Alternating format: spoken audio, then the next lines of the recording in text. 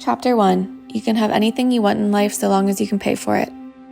A life defined by grit, toughness, and determination rarely blooms from a soft entrance to the world. The lives of men like Bill Thorn, whose ways are set in iron, whose intentions are intense, whose faith in the Lord remains unshaken in the wildest of circumstances, often start and continue in an environment gripped by trial. Bill Thorn, born amidst the Great Depression and losing his father to tuberculosis in his teens, was no exception. However, Bill's story goes beyond the circumstances placed upon him. Bill knew early on that he had to figure out what he wanted to do with his life in order to provide for his family and save up for the life he wanted. He just didn't know what that path looked like quite yet. Chapter 2. If you think you are beaten, you are. Upon Bill's father's passing, the financial opportunities of taking a job at the Tennessee Coal, Iron, and Railroad Company proved Bill's most logical choice for a career. However, of course, things don't always go according to plan, especially for an ingenious and hardworking man like Bill. Bill would leave his work at TCI for a path that set the stage for him to pursue his calling of coaching. This would start with a sports scholarship to Athens College, a transfer to Birmingham Southern during the Korean War, and a series of side jobs that would not only avoid burdening his family with a dime, but would lead Bill to his wife and his future. Chapter 3. Your teammates keep your opponents off your neck. While running the sports program at the Birmingham YMCA, Bill's eyes weren't always on the field. In fact, when 11-year-old Clanton Walton's older sister Patty attended one of her little brother's baseball games, it was happily ever after. Or almost. As Patty recalls, one of the first things he ever said to me was when we were on the way down to Clearwater, Florida for his fast pitch game. I was smoking a cigarette and he said, "If I ever see you with a cigarette in your mouth, I'll never speak to you again. That is the ugliest thing I've ever seen." Fortunately, I didn't like them much anyway. 1954 proved an eventful year for Bill as he wed Patty, graduated college, and moved to Georgia. Although his plans to attend seminary didn't work out, Bill would soon secure a coaching position at Georgia Military Academy, where he would both start growing his own family and grow into the coach he's known as today.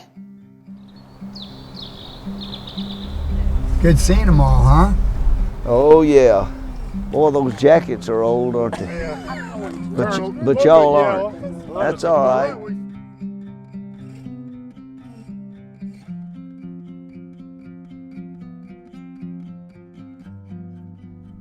Any of this look familiar? I didn't live too far from the school, did I? No, almost could have walked. Looks like people's kept up everything pretty much. For all that many years, they could have changed up lots of things, couldn't they? I remember one of the players lived down this way somewhere. There's a stadium over there. We'll drive over there. How about that? The stadium was down in there.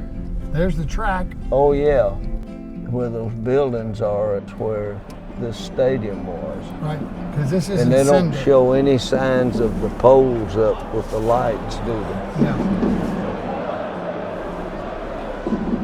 All right, let me see if I can name everybody. There's your challenge. Mike Mitchell, 1, Marshall Ville, 2, Bob Cloy, 3.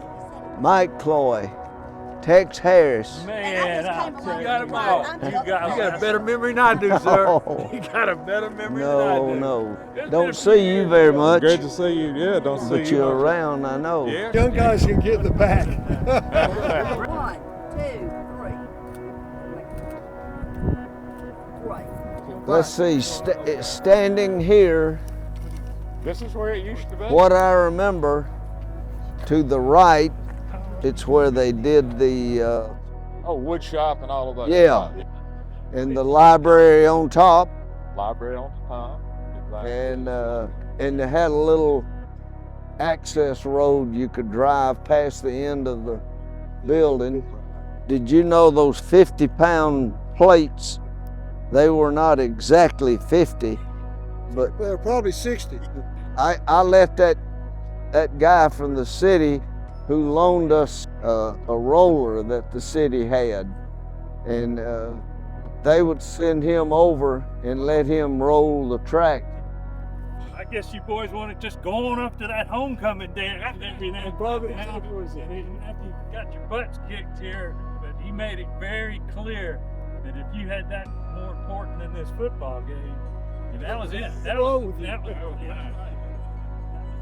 I remember that big dark cloud coming up We had a over the hailstorm lake, at Douglas and hail, man. We're not quitters. We're not going home. It would bounce off your helmet. It hurt your arms. Well, after practice, we practiced right through that stuff. That's hard to believe it. Yeah, That's we hard to practiced believe. right there. So we came back up there, and I tell you about 4.5 of the guys, I'm going home. yeah. Oh, I was feeling it. Y'all were planning it, and I was feeling it.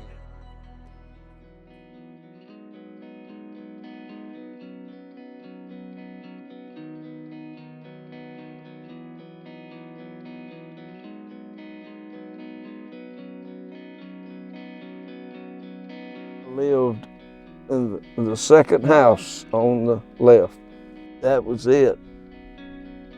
It's just a ranch style. This is where the guy lived behind us. We were good friends of them.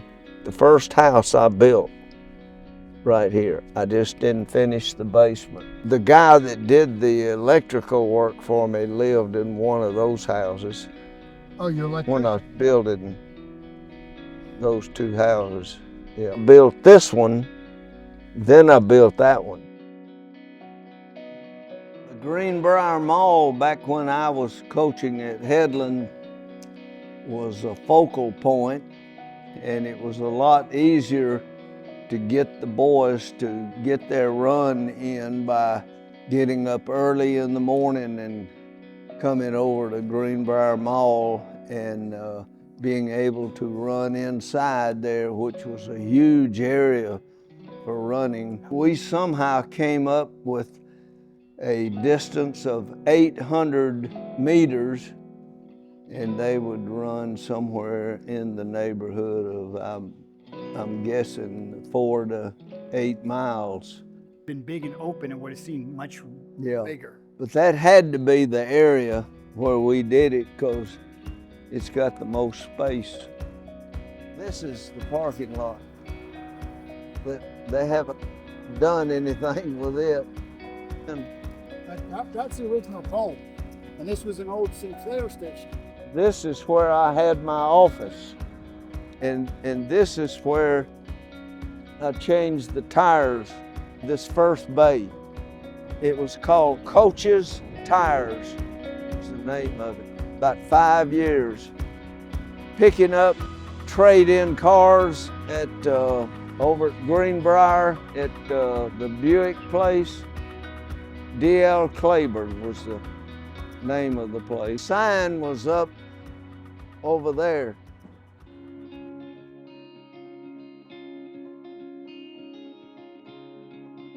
You told me they needed a coach and you needed a job.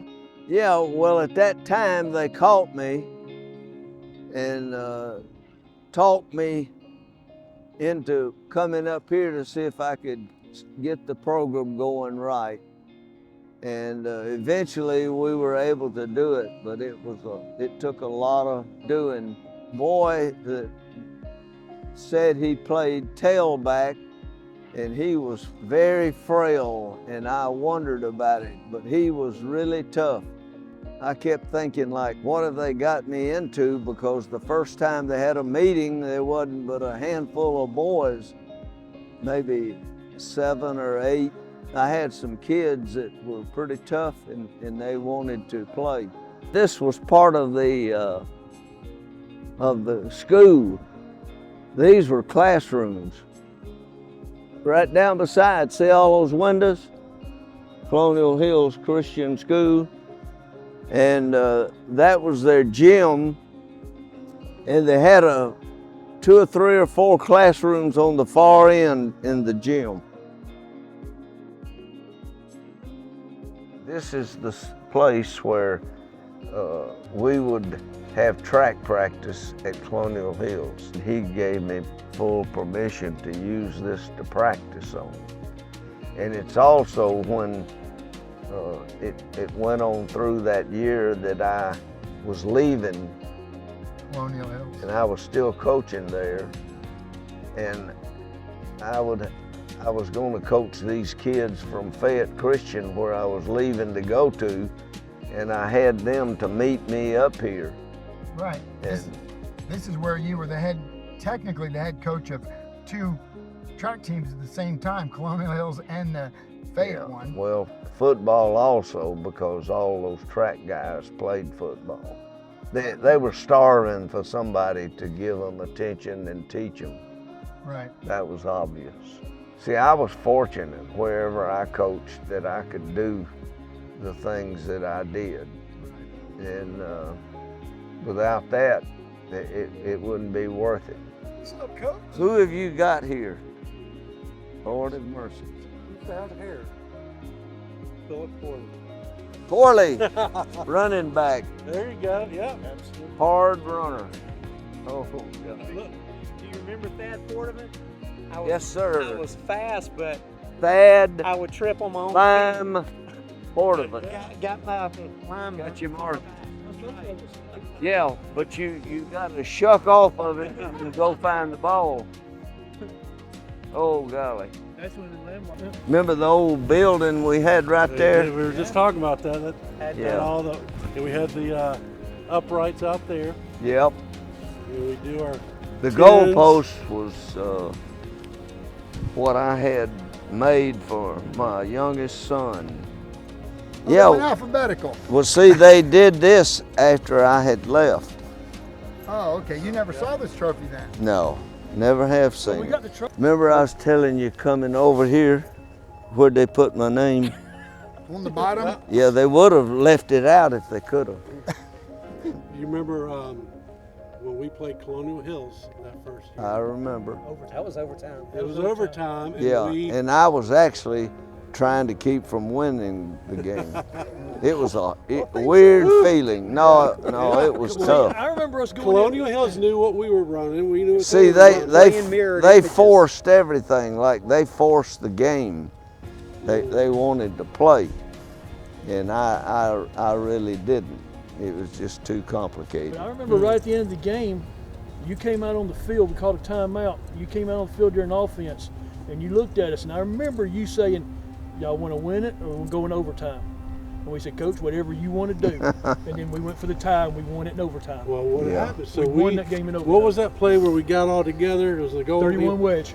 So we They're lined thinking up. of- We lined up in a 31 wedge, and he said, "Harkins, I want you to just pitch it to Corley." So we. Faked them out with the lineman. It was 30 wedge, and I just walked right in. Anyway, that was a highly mixed emotion situation for me. Well, see, y'all won me over before I ever started coaching you. Just the fact that y'all came up there eager, at least you emphasized that you were eager. Yeah, you wouldn't let us sit or stop. We got done with one. Well, We had to good. keep walking, get the arms overhead a little bit. Yeah, you might stove up. That's right. Be hard to get that motor going. We had so many people that had to play both ways, but we would still see the other guys sucking wind third and fourth quarter, but we were fresh because he ran our guts out during practice. I don't remember running your guts out. You don't. You use that snap count. What Yeah. was, so why is it you use that? You go on that right off. Wasn't that it? Yeah. So Yeah. why would you do that? Why would you use that snap count? Why did I use the word Well, or why would you go like that quick count every time, like down, like that? because I knew that if you got off that quick, the other team wouldn't react right, or that it was messing them up. That meant it was business from the first snap. Right. I had everybody running a 2-mile warm-up, track and cross country. Yeah. That's before you did anything, even drills or whatever. One of the coaches that had been around for a long time, he got that from somebody and said, "There's no way if I were to try to put that in up there," he said, "I'd be riding to the meet on an empty bus." Enough. You made me. No, I didn't make you. I can't make anybody do anything. They can walk away, and I can't do a thing about it. You gave me a great opportunity to. Yeah, that's the only thing you can come in with is just say, Here you have this opportunity that you don't even know fully about. And the number of miles I always put after that a plus. That meant you have the right and an opportunity to do more. And other people would think, my gosh, that's just impossible. How can somebody make somebody do that? You can't make them. And you fully control that. Nobody else can make that happen for you. You can push through something that you don't even have any idea you could do, and you just find a way to do it. And when you experience that, you're hooked. That's when I would say you're not gonna die no matter what, because you'll pass out before that happens. You never know, something might trigger somebody. Right. Could be a bunch of. You just don't ever know. Thank the Lord that we had the opportunity to have the use of this facility, because it meant so much. And you didn't have to do anything. They did all the upkeep and everything through the system.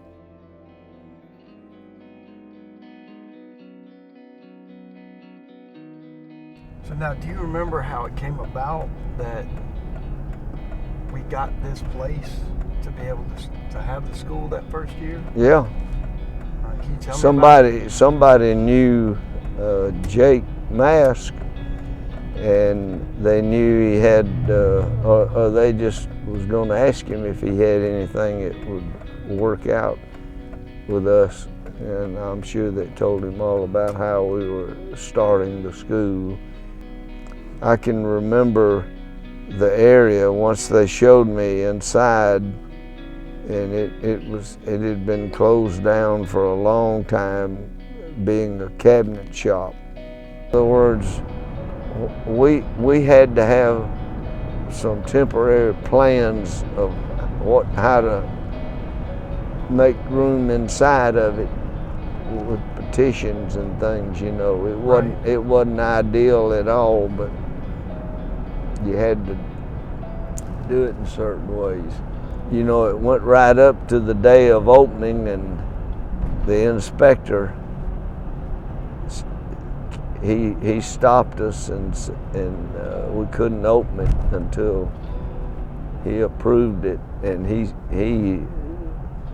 he came up with something of us needing a door opening in a certain area. Right. And that was all concrete. We started the next day in the school. This is a lot more humbler than I thought. Yeah. This is probably the area that we use for weight in here. Yes, sir. And going out there. Yes, sir. I haven't been in here since I left high school. It's crazy. Is that right? Yeah. How about that? That might be the door that we had to put in. Yeah, that's the one you had to cut out? 22 years ago, boys would run their tens right here. The ultimate goal was always to have a place that had all the things the high schools that we competed against had. Oh, we were at a basketball game. I was waiting for a phone call from the guy. He was the one I was working through to obtain Campbell of Fairburn. Yeah, and the game was over, and they wanted everybody to leave, turn off the lights, but you were standing by the payphone because you had to hear the word, Yeah. whether you got the deal or not. Well, all the people were forcing that. They wanted to know something, and so I don't know whether it was the guy not having the information right then, or having to wait for them to get out of a meeting or what, I don't know, but he finally called and said he got it worked out. The mayor and the council in Fairburn, and of course she and all the people on that council were wanting something to happen like this, and especially they were, anything that required voting or permission from Fairburn, it was going to be done because of them. So you saw this building, and the first time you saw it, you thought, this is it. Like the first time we went through it, it was just oohs and ahs about, because you could vision what you had there. And the worst part, like I told Robbie, was to come back one day and somebody had gotten in here and tried to destroy lots of things, whatever they could. They had these metal baseball bats, and they just beat those clocks off the wall. Those clocks are just, that was special. Yeah. When y'all first bought the school, I was away at college, came home, it was either winter break or whatever, and they were just getting ready to move in. So we had a big work day over at the school, and I remember that front hallway with the front office, I was cleaning that little area, like every light in the ceiling had been busted out. Yeah. And literally, like you would sweep up a pile of debris, fill up a huge trash bag, put it against the wall. We finished, there was trash bags touching, like 2 deep, all the way down that hallway. We had the pole vault kind of in the area of those hurdles, but they were on the ground, and all we had was a small runway, asphalt. The thing had a big dip in it, the runway, and you had to go down and come back up level and then go to the pole vault. More than once, they were battling like they were running I don't know what, but it was something to watch. There were tennis courts up there. They were gonna build on it. And this whole end zone down here where the track comes around and the grass area, that was already sold to the post office. They were gonna put a big post office right there. We had a map showing this layout from years back, and the city hall, they knew about all this, and that road that comes down right there, it was on that map and shown that it was to extend on through here. No, we thought we had gotten trapped, that there was nothing you could get out of and all. Ms. Hannah, the mayor, she got that taken care of and says, no, we'd rather have what's going to be there than to have anything from the city on it. And she got that settled in a hurry. He said, he told me ahead, he says, it's going to be a big job. But here you got the city wanting you here. Because they don't want a dead building in the middle. No, and they knew this would be a better environment for the city, Yeah. and it would help keep the place growing some, yeah. You know, most places be like, oh, this place is a dump. It was just like, you could see, oh no, because look where, you know where we came from. So everybody's looking at it going, this is amazing. This is awesome. The track had cracks in it that wide. It was asphalt, you know. And you step right in the crack, roll your ankle. We got a football field, a stadium, and a track. It was just, everybody could see what could come, you know. The state said this school isn't good enough for kids to go to school here anymore. Right. And Landmark takes it and says, yeah, kids can't go for free. You got to pay 10 grand. Right, right. But about 6, 7, 8 years ago, we added this so that people who came to the Brick House had the opportunity to review our state champions. How about Lauren McGuire? Drew Anderson, look him up. There he is, right up top. So discus, huh? Mm-hmm. Strong looking fella? Yep, that's him. Needs a shave, doesn't he? Well, this was a college photograph, so I guess they let him be more of a man there. Oh yeah, Sierra, she was she's the only person that's ever in the state that did what I call, she ran the table.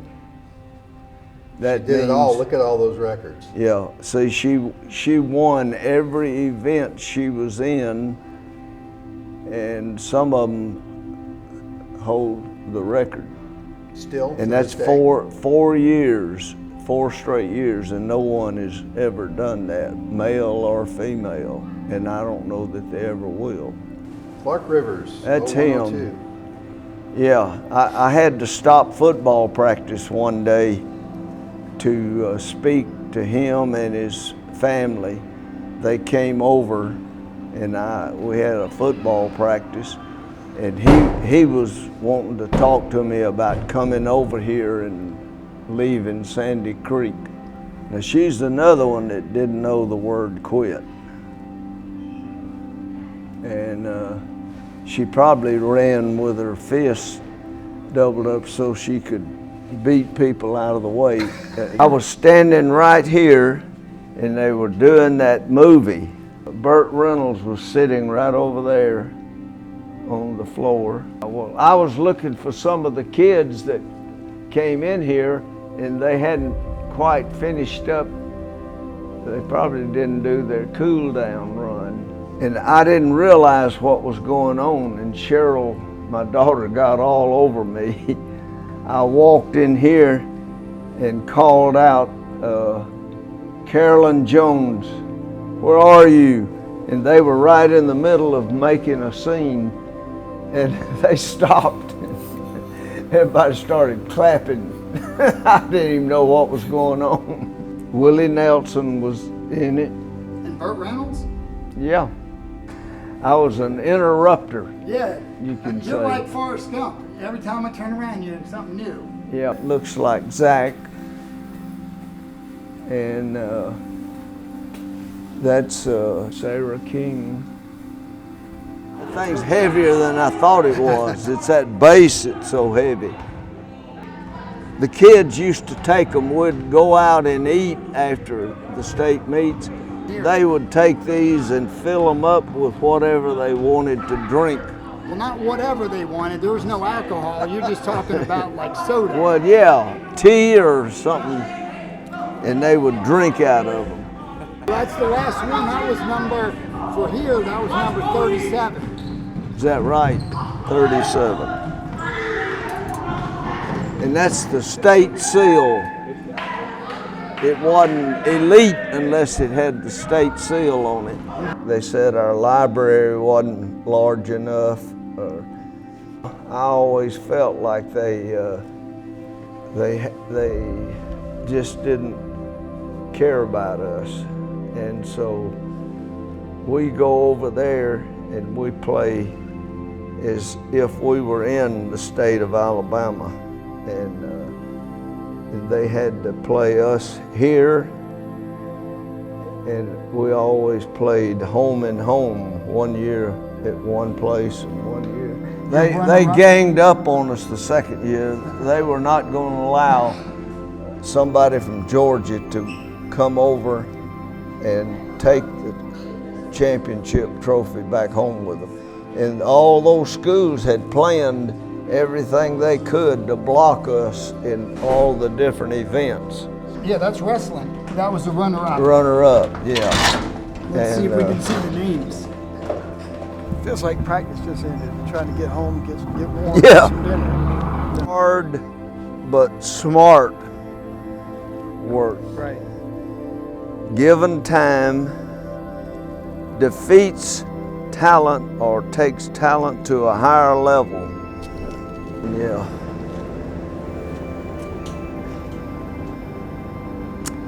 But look at all the families and all the kids and all the athletes that changed their lives. Yeah. So many things, so many years ago. There are a few things you can guarantee on every 4th of July in Atlanta. Sweltering humidity, red, white, and blue clad patrons shoulder to sweaty shoulder on MARTA, and Coach Bill Thorn at the starting line of the Peachtree. Oh yeah, welcome back folks. It's that time of year, the 50th running of the AJC Peachtree Road Race. We're just 2 days away. And there's only one person who's hit the course every single year. Now there's no other place Bill Thorn wants to be. On July 4th, Aisha Howard introduces us to Mr. Longevity. He's the definition of longevity, discipline, and commitment. For 49 years, Bill Thorn has made it across the finish line in the AJC Peachtree Road Race. He's the last man standing to take on the course every single year since 1970. You've got to be ready on the 4th of July 50 times.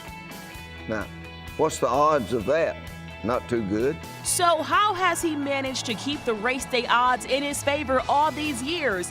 It's what he does the other 364 days out of the year that gets him from start to finish. Let me out right in front of the finish. You don't look like you sweated at all. How'd it go out there? Fine. You got quite a reception at the finish line from the fans and the announcement. That was neat.